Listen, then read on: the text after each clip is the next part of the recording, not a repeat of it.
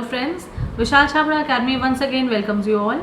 In the last class we had taken the question series from 1 to 15 for 10th class, which is equally relevant for CTET and other state TET exams for the science portion paper 2. So हम उसी को आगे बढ़ाएंगे, आज 15 questions लेंगे और that will be equally beneficial for class 10th and for the CTET aspiring students. So we should start. 16 acidic and basic substances show the pH range of. हम लोगों ने जब पीएच स्केल करा था तो हमने यही पढ़ा था कि 0 से लेकर उसकी 14 तक की रेंज होती है। 7 जो होता है वो न्यूट्रल होता है, उससे पहले वाले जो होते हैं एसिडिक होता है, जो इस साइड बढ़ता है, और इस साइड जो है वो बेसिक बढ़ता है। यही हम लोगों ने जनरल पढ़ा था। तो एसिडिक एंड बेसिक सब्सटेंसेस मतलब दोनों, तो उसकी रेंज क्या है? 10-20 नहीं है, 5 to 10 भी नहीं है, 0 to 20 भी नहीं है, तो ये हमारी रेंज है 0 to 14। ठीक है। Now we come to question number 17। A lemon juice is likely to show a pH value of 2, more than 7, more than 14, less than 0। देखो लेस देन 0 और मोर देन 14 तो हो ही नहीं सकता। मोर देन 7 होगा तो बेसिक होगा, लेकिन लेमन जूस हमें मालूम है एसिडिक है, तो इसका मोस्ट प्रोबेबल जो वैल्यू है वो क्या होगा? 2। तो option A is correct. Okay, now we come to question number 18। Question number 18, tick the false statement. बेटा आप जब भी कोई भी क्वेश्चन पढ़ेंगे तो जनरली क्या होता है कि हम पढ़ते नहीं हैं और बच्चे करेक्ट स्टेटमेंट कर देते हैं। तो read the question thoroughly, tick the false statement. तो ये नहीं कि आप राइट उसको वो कर दो, क्लिक कर दो, या मतलब उसको टिक कर दो, वो गलत हो जाएगा। ठीक है। Sodium hydroxide shows a pH of about 14। Sodium hydroxide का जो पीएच है अराउंड 14 के करीब ही होता है, 13 to 14 होता है। मिल्क ऑफ मैग्नीशिया, जिसको कि मैग्नीशियम हाइड्रोक्साइड भी कहते हैं, इसका पीएच अराउंड 10.5 के करीब होता है, तो ये भी ठीक है, करेक्ट स्टेटमेंट है। Blood shows a pH of 5। Blood का जो पीएच है वो 5 नहीं होता, 7.4 के करीब होता है। और प्योर वाटर जो है वो शोज़ अ पीएच ऑफ 7.4, तो प्योर वाटर अराउंड 7 के करीब होता है। तो इनमें से जो फॉल्स स्टेटमेंट है बिल्कुल वो है blood shows a pH of 5, क्योंकि काफ़ी फ़र्क है इसमें। 7.4 को उन्होंने 5 लिखा हुआ है, तो द फॉल्स इज सी। ठीक है। Now we come to the next question. Question number 19, a solution turns red litmus blue. Red litmus blue कर रहा है तो ऑब्वियसली बेसिक इन नेचर है, तो इसका पीएच क्या होगा? 7 से ऊपर ही होगा, तो ना 2 आएगा, ना 3, ना 4, तो हमारा आ जाएगा डी ऑप्शन, जो कि 12 है। Okay, now we come to question number 20। Which of the following can not be prepared from common salt. जब मैंने क्लास ली थी 10th क्लास की, तो इसमें मैंने कॉमन सॉल्ट से बने हुए जितने भी कंपाउंड्स थे वो सब एक्सप्लेन करे थे। उसमें सोडियम हाइड्रोक्साइड था, ठीक है, बेकिंग सोडा भी था, ब्लीचिंग पाउडर भी था, CaOCl2, लेकिन लाइमस्टोन नहीं था। लाइमस्टोन कॉमन सॉल्ट से नहीं बनता, कैल्शियम कार्बोनेट बिल्कुल नहीं बनता कॉमन सॉल्ट से, तो ये वाला जो ऑप्शन है इसका होगा डी। ठीक है। फिर है question number 21, the formula of bleaching powder. Bleaching powder का फॉर्मूला क्या होता है? कैल्शियम ऑक्सीक्लोराइड, तो CaOCl2 यही होगा। CaOCl भी गलत है, Cl3 भी गलत है, Cl4 भी गलत है, तो CaOCl2 जो है that is the right formula of bleaching powder. Okay, now we come to question number 22, choose the wrong statement. अब इसमें से भी हम लोगों ने रॉन्ग स्टेटमेंट चूज़ करना है। ठीक है। ब्लीचिंग पाउडर का use as an oxidizing agent किया जाता है केमिकल इंडस्ट्रीज़ में, बिल्कुल सही। For disinfecting drinking water to make it germ free, बिल्कुल सही। मैंने आपको बताया था जो पानी आता है कई बार उसमें वाइट झाग भी आती है, that is due to chlorine, जो कि ड्रिंकिंग वाटर को बिल्कुल माइक्रोब्स हटाने के लिए की जाती है। ठीक है।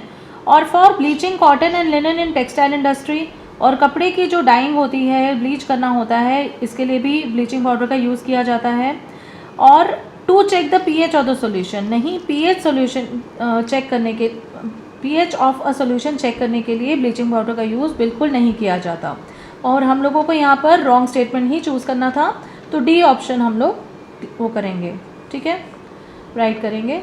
Question number 23, the number of water molecules of crystallization in washing soda. आपको मालूम है वॉशिंग सोडा जो होता है वो Na2CO3 into 10 molecules of water होता है। ठीक है, यही हम लोगों ने फॉर्मूला पढ़ा है।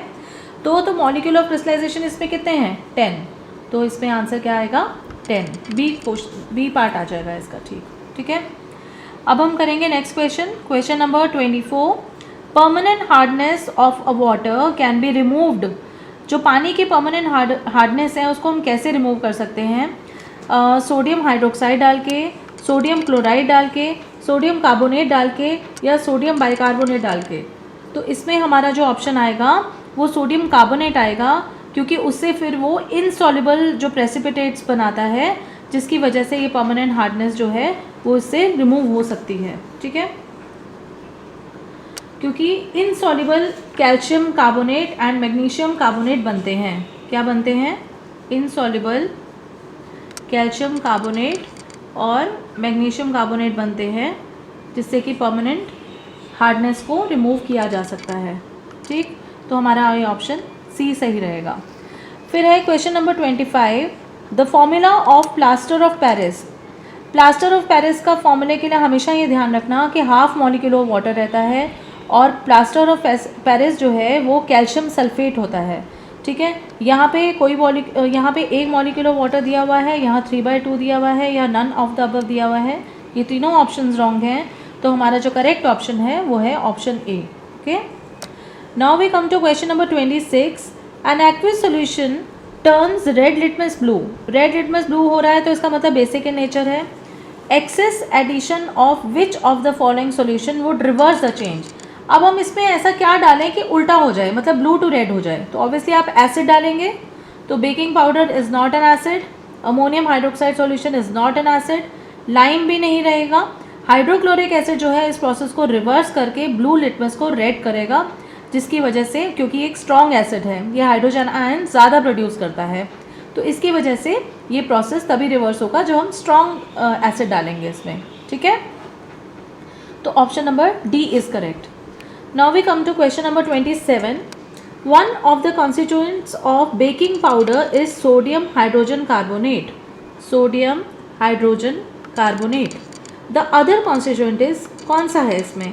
आपको मालूम है बेकिंग पाउडर आपके खाने में भी हम लोग यूज़ करते हैं, जैसे पकौड़ाज में करते हैं, कुलचे वगैरह में, भटूरों में किया जाता है। तो उसमें दूसरा कॉन्स्टिट्यूएंट क्या है? हाइड्रोक्लोरिक एसिड तो हमारे खाने के काम नहीं आ सकता। ठीक है, एसिडिक एसिड भी हमारे खाने के काम आता है, जो कि सिरका होता है, लेकिन ये फिर भी काफ़ी स्ट्रॉन्ग एसिड है। सल्फ्यूरिक एसिड स्ट्रॉन्ग एसिड है। इनमें जो सबसे एडिबल है और सबसे डाइल्यूटेड है और सबसे एडिबल है, मतलब उसको हम खा सकते हैं, तो ये वाला एसिड है जो टार्टरिक एसिड होता है। तो अदर जो इसमें ऑप्शन है वो क्या आएगा? Tartaric acid. ठीक है, question number 28। A sample of soil is mix with water and allowed to settle. एक सैंपल लिया है हमने सॉइल का, उसको पानी के साथ मिक्स कर दिया है और उसको सेटल करने के लिए छोड़ दिया। The clear supernatant solution turns the pH paper yellowish orange. तो जो क्लियर पानी है जो ऊपर का, वो क्या करता है? पीएच पेपर को येलो ऑरेंज कर देता है। ठीक है, विच of the following would change the colour of this pH paper two greenish blue. इनमें से ऐसा कौन सा सोल्यूशन है जो कि पीएच पेपर को ग्रीनिश ब्लू कर देगा? अब देखो, ग्रीनिश ब्लू जो करेगा वो होगा बेस, राइट?